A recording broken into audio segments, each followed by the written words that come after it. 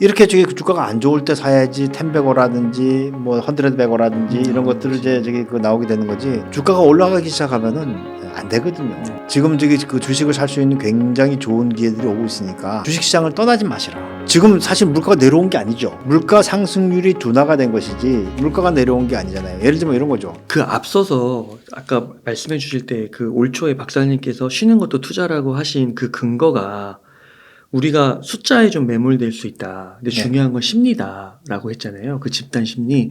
근데 이 지금 말씀해 주신 것도 물론 이런 반사이익이 있을 수 있지만 이 시장 자체에 대한 심리가 확연히 나빠지기는 했잖아요. 나빠졌죠. 그래서 그나마 좀 방어를 할 수 있다는 거지. 이게 막 오르는 데 있어서 막 눈에 띄게 괄목할 만한 성장을 이루는 주가 성장을 이루는 그런 건 좀 그렇죠. 이제 기저적으로 저기 그 좋아진다고 보기는 어렵지만 지금 시장이 그 떨어질 때 전 종목이 전부 다 파란색으로 물들지는 않거든요.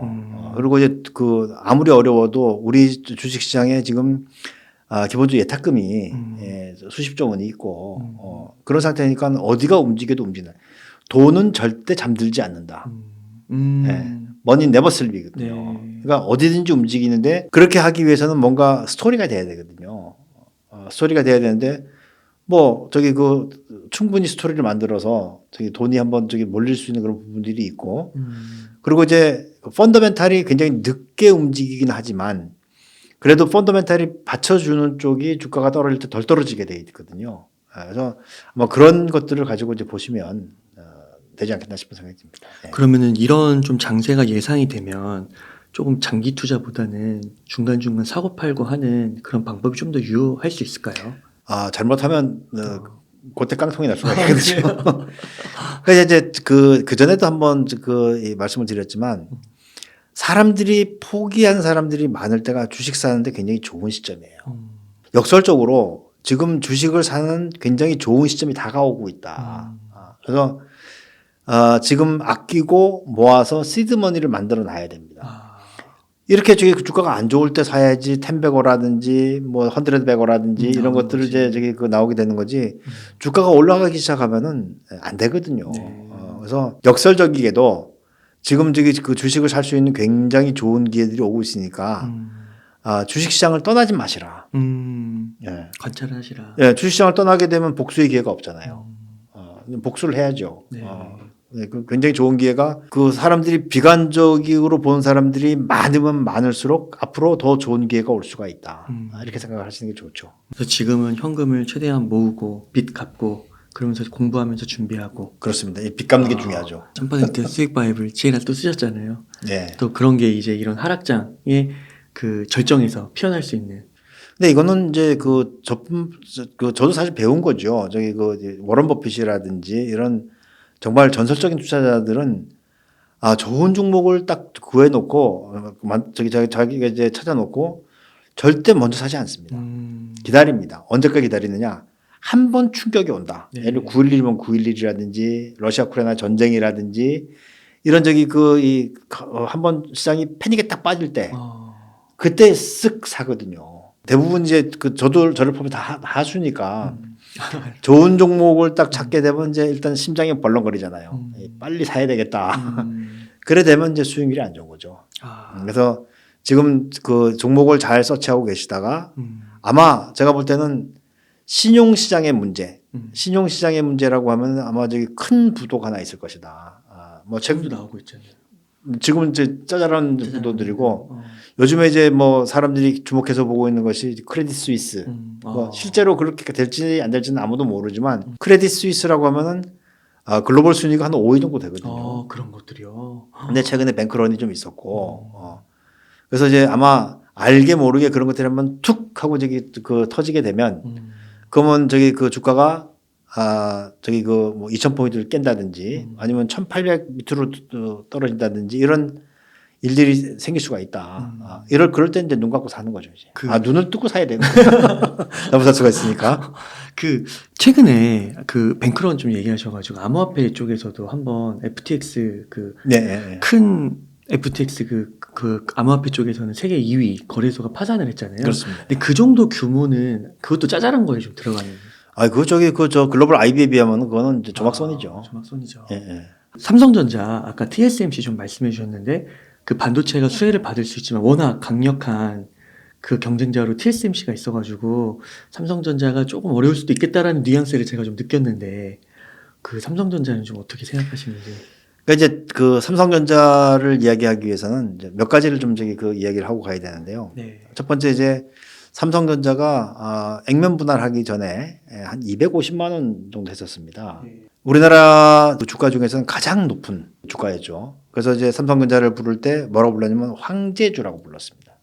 황제주. 그런데 어느 날 갑자기 50분의 1 액면 분할을 한 거예요. 네. 그래서 그 액면가를 5,000원에서 100원으로 낮추고 주가를 250만 원에서 5만 원으로 낮추는, 그러면서 이제 발행 주식수가 60억 주가 되는 이런 일이 벌어졌단 말이에요. 이 이야기는 이제 동화처럼 얘기 들릴지 모르겠지만 황제가 평민으로 내려온 거예요. 역사에서 그 우리가 이제 그 인문학적으로 봤을 때 이런 일이 생길 수가 있는가? 황제의 자리를 버리고 저기 그 이 평민의 자리로 왔다. 그랬던 그 뒤에는 굉장히 큰 뭔가 저기 그 반대급부가 있어야 될 것이다 하는 거거든요. 네.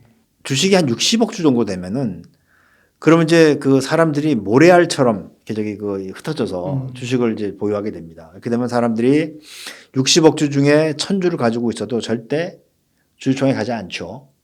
그렇잖아요. 60억 주 중에 1000주인데 내가 가서 뭘 하겠느냐. 예, 그러니까 경영에 관심을 저기 들이지 않고 그리고 의사결정하는데 개입을 하지 않으려고 하고 이제 그런 일들이 벌어질 수가 있는 거죠. 제가 볼 때는 뭐라고 해야 되나요? 이제 사회적 책임 그런 걸로 보면은 시각의 차이는 있지만 저는 개인적으로 참 안 좋은 결정을 했다라는 생각을 하고 있고, 어차피 됐으니까 이렇게 되면은 저는 개인적으로 당시에 어떤 자신감이 있었냐면 지금 이제 이재용 회장이 됐죠. 이재용 회장이 각종 잡음에도 불구하고 3세 체제를 완전히 굳혔다. 의사결정은 아마 그 자신감에서 했을 것이고, 그렇다면 지금부터는 수급에 의해서 움직이는 것이 아니고 철저하게 펀더멘탈에 의해서만 움직일 것이다. 60억 주를 가지고 누가 작전을 한다든지 이런 일은 생기지 않을 거 아니에요. 네. 그렇지 않습니까? 그렇다면 이제 그 사실은 주식이라고 하는 것은 소수가 분점하고 있을 때 탄력적으로 움직여요. 그러니까 뭐 절대 그런 일이 있어서는 안 되겠지만 작전을 할 때도 물량이 많은 걸 가지고 건들지는 않는단 말이에요. 그러니까 이제 물량이 작아야지 소수가 분점해야지만 사고 팔고 하면서 올린단 말이에요. 네. 60억 주나 되는 저기 이 물량을 가지고 누가 웅달림하고 저하고 둘이 사고 팔아가지고 절대 올릴 수 없는 그런 상황이 되니까 지금은 철저히 펀더멘탈에 의해서만 움직이게 되는 것이고, 그 펀더멘탈은 이제 삼성전자가 가지고 있는 기술력이 이제 이 TSMC를 앞서야 되는 거죠. 지금 이제 삼성전자가 올 초까지만 하더라도 가장 이제 고민하고 있던 게 뭐냐면 수율이거든요. 예. 첨단 그 공정에서 나타나는 수율 문제가 있었는데, 수율은 여러분들이 이 어려운 용어이긴 한데 불량률에 반대예요. 수율이 낮다라고 하는 것은 불량률이 높은 것이고 수율이 높다라고 하는 것은 불량률이 낮은 거거든요. 근데 이제 수율이 굉장히 낮았어요. 그러니까 불량률이 높았던 거죠. 그러면은 나머지는 다 비용 처리해야 되니까 TSMC에 비해서 훨씬 수익성이 떨어지는 거죠. 그래서 그걸 이제 극복하고 그리고 이제 미국의 반도체 지원법이라든지 이걸 잘 이겨 나가야 되는데, 사실은 뭐 지금 유럽에 있는 그 ASML인가요? 네. 그쪽에서 이야기하는 거는 자기는 중국 시장 포기 못 한다. 이렇게 얘기하잖아요. 우리도 중국 시장 포기하면 안 되는데 지금 이제 외교적으로 우리가 미국 쪽으로 바짝 붙어 있는 그런 상황이기 때문에 요건 이제 정치적으로 풀어야 되죠. 참 어렵네요. 근데 지금 이제 과연 그걸 풀 수 있는 정치 역량이 있느냐? 이건 이제 우리가 따져봐야 되는 것이죠. 예. 그런 것 때문에 그 워런 버핏이 TSMC에 좀 투자를 한 거라고도. 아마도 그럴 가능성이 이제 큰 거죠. 근데 실제로 그 TSMC 주가를 그 주식을 3분기 때 어떻게 보면 가장 안 좋을 시기잖아요. 그때 샀더라고요. 워런 버핏은 아까 말씀하신 대로 충격이 한번 와서. 그러니까 이제 확인되지 않은 이야기를 제가 하는 거는 좀 부담스럽긴 한데 버핏이 그랬다는 건 아니고요. 조지 소로스 같은 경우에는 이 사람이 이제 헝가리 출신인데 유대인이란 말이에요. 그런데 이 사람이 개발도상국에 엄청난 도네이션을 합니다. 기부를 해요. 근데 그 기부를 하는 목적이 뭐냐면 국가 정보를 얻는 거예요. 국가 정보를. 네. 이거는 이제 공공연한 비밀이지만 우리나라 IMF 때도 조지 소로스가 와서 청와대에 가서 당시에 밥을 한번 얻어 먹었어요. 그 당시에 우리가 너무 그 달러가 부족하고 하니까 조지 소로스한테 이제 투자를 해달라 얘기했을 때 하겠다고 했어요. 그래서 우리나라 서울증권을 샀습니다. 당시에. 그러면서 이제 그 대신 이제 정보를 다 받아가는 거죠. 네. 그러니까 훨씬 더 이익인 거죠. 그렇다면 이제 버핏처럼 이렇게 위대한 투자자들도 본인이 직접 알아보지 않으려고 하더라도 정보를 갖다 바친 사람도 있을 것이고. 그렇겠네요. 그렇죠? 그러니까 모든 일이 다 낮에 이루어진다고 생각하면 안 돼요. 역사는 밤에 이루어지고 네. 그리고 테이블 위에서 이루어지지 않고 테이블 밑에서 언더 테이블에서 이루어지는 거거든요. 그러면 이제 버핏이 알았을 거예요. 뭐를 알았느냐면 지금까지는 양안 문제, 중국이 대만을 칠 수 있다라고 하는 이제 양안 문제 때문에 긴장들을 많이 했었는데 그게 아마 그 G20 그 회담 있기 전에 산 거 아니에요. 네. 그리고 이제 그 G20 있고 나서 발표한 거 아니에요. 그러니까 중국이랑 그 미국이랑 이야기를 했겠죠. 중국이 건들지 않는 이상 니네가 나를 직접 건들지 않는 이상 내가 대만을 치는 일은 없을 것이다. 이런 얘기를 주고 받았고 만약에 그런 부담이 있었으면은 버핏이 살 리가 만만한 거죠. 그렇죠. 얼마나 조심스러운 사람인데요. 맞아요. 예, 그래서 삼성전자가 이제 조금 앞으로 나아가기 위해서는 TSMC라는 엄청난 경쟁자를 그렇죠, 펀더멘탈적으로 네. 이겨야 된다. 이제 결국 이제 지금 파운드리 쪽이 그 대세라고 본다면 뭐 디램이라든지 이런 거는 이미 우리가 잘 하고 있는데 파운드리 쪽에서 그 승부를 보려면은 거기에 또 수익성이 높고 TSMC를 넘어야죠. 네, 근데 이게 과정이 만만치는 않겠네요. 다 그런 거죠. 네. 이게 또 하이테크 쪽에 가면 하이테크들끼리 너무 치열하게 싸우기 때문에 그렇잖아요. 우리 이제 쉽게 이야기하면은 중학교 때 날고 긴다는 친구들이 특목고를 다 가잖아요. 특목고 가보면 전부 다 1등 했던 애들이에요. 맞아요. 근데 그 중에서 또 1등이 있잖아요. 맞아요. 그러면 이제 1등들끼리 싸워서 자기 1등 안 되면 뭐 도태되는 거죠. 뭐. 맞습니다. 예. 예, 그러면 박사님 지금 이제 전반적인 시장과 함께 이 시장 속에서도 만약 투자를 한다고 했을 때 어떤 섹터나 주식에 투자를 하면 좋을지를 이렇게 잘 소개해 주셨는데 언제쯤 좀 이렇게 시장 상황 혹은 경기가 좀 좋아질 거라고 미래의 일은 다 알 수는 없지만 그래도 예측을 해본다면 최소한 어느 정도는 지나야 된다 뭐 이런 게 좀 있을까요? 일단 뭐 이제 통화 정책이 좀 완화적으로 바뀌는 것이 중요한데요. 그렇게 하기 위해서 이제 물가가 좀 내려와 줘야 되겠다. 지금 사실 물가가 내려온 게 아니죠. 물가 상승률이 둔화가 된 것이지 물가가 내려온 게 아니잖아요. 예를 들면 이런 거죠. 원래 이제 제가 이제 순댓국을 좋아하는데 순댓국이 과거에 5,000원이었어요. 네. 그런데 이제 구제역 나면서 7,000원이 된 거예요. 네. 근데 지금 8,000원, 9,000원 갔단 말이에요. 하지만 그 상승률로 보면은 2배 떨어진 거죠. 왜냐면 5,000원에서 7,000원이 되는 것은 40% 올라간 거지만 네. 7,000원에서 8,000원 되고 9,000원 되는 거는 그보다 작은 거죠. 그러네요. 그러니까 물가 상승률이 둔화가 된 것이지 물가 수준이 떨어진 게 아니에요. 근데 이제 세상에서 올라가지 않는 게 세 가지가 있죠. 첫 번째는 내 월급, 두 번째 애들 성적, 그리고 내가 산 주식의 주가. 요거 세 개가 이제 안 올라간다고 얘기를 하는데 이건 역설적이게도 뭐냐면 근로자들, 노동자들의 소득이 물가가 다 올라가고 난 다음에 제일 늦게 올라가는 거예요.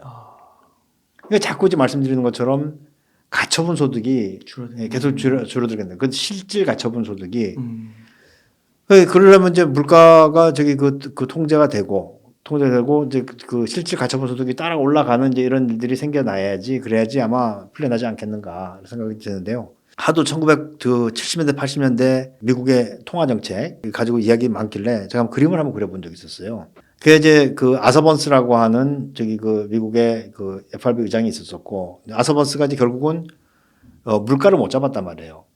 그래서 이제 폴 볼커라고 하는 사람이 FRB 의장이 되면서 금리를 무지막지하게 올려가지고 물가를 잡았다. 이런 얘기는 다 한번 다 들어봤을 거 아닙니까? 근데 폴 볼커도 초반에 기준금리를 많이 올렸어요. 그러다 보니까는 너무 경제가 어려운 거죠. 그리고 이제 물가도 좀 내려오는 것 같고 그래서 이제 금리를 내렸습니다. 물가가 다시 올라갔어요. 그래서 금리를 다시 더 올려가지고 길게 가져간 거죠. 그래서 이제 그 바람에 이제 저기 이 물가를 잡으면서 당시에 폴 볼커가 한 얘기가 있었어요. 고금리를 그냥 유지하는 것이 금리를 내렸다가 다시 올라가서 저기 재차 올리는 그 비용보다 더 싸다. 더 나은 거죠. 예, 예. 근데 그걸 지금 잘 저기 듣고 있는 사람이 누구냐면 지금 이제 연준 의장이에요. 파월 의장. 파월 의장이에요. 그 파월 의장이 계속 이야기하는 게 더 높게 더 길게 갈 수도 있다라고 하는 거는 그때 교훈을 가지고 이야기하는 거예요. 아서번지가 되기 싫고 폴 볼커가 되고 싶은 거죠.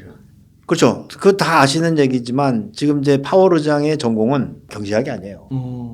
예, 이 사람은 변호사 출신. 그리고 연준 의장은 경제인이 아니고 저는 개인적으로 정치인으로 봅니다. 자기의 어떤 저기 그 정치적인 저기 이 입지라든지 그렇지 않으면 차후에 자기가 어떻게 평가가 될지 이제 굉장히 고민을 많이 하는 사람이거든요. 그렇죠.